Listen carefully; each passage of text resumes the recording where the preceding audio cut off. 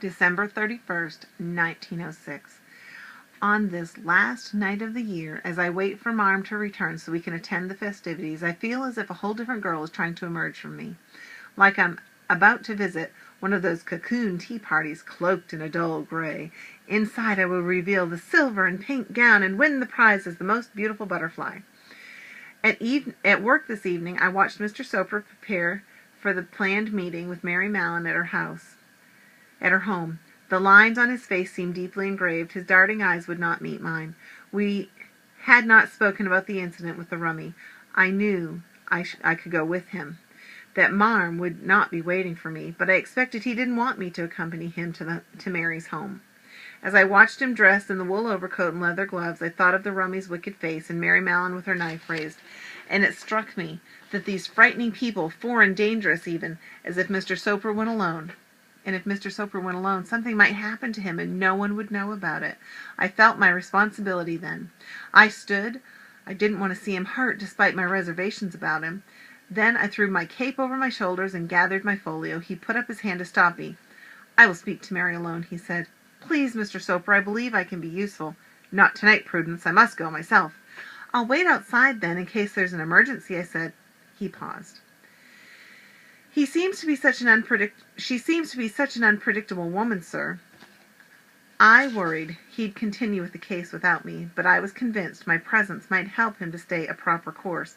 I wanted to make sure that Mary would agree to come peacefully this time. I didn't like the misgivings I held towards my chief, but I wanted things to go well for us and to get some long-awaited answers. He put on his bowler without further discussion, and I followed him out the door. We made our way to the dark address of the rummy that the rummy had given us. Neither his name nor Mary's were on the downstairs door of this ratty place, an uneven floor tenement, worse than anything on our street. 4 stories of dirty tiles, print-smeared walls, halls barely lit. We went upstairs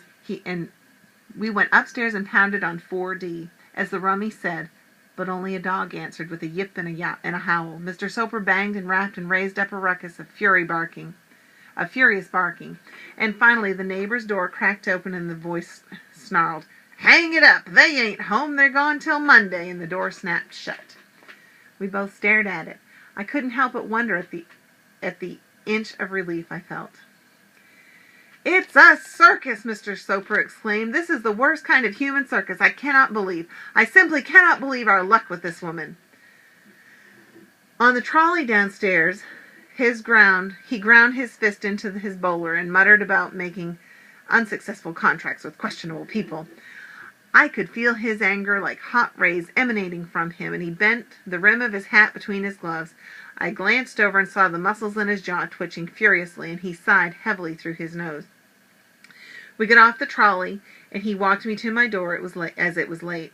When we faced each other and bid good night, I could see the pain he held in his eyes. "This case is becoming insufferable," he said, and I nodded.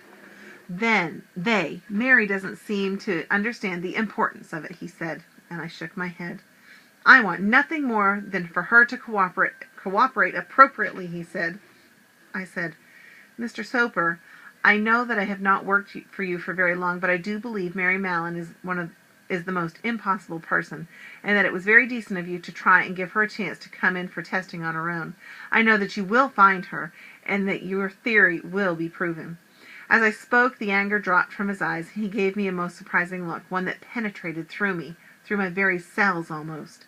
It turned something in me like a key.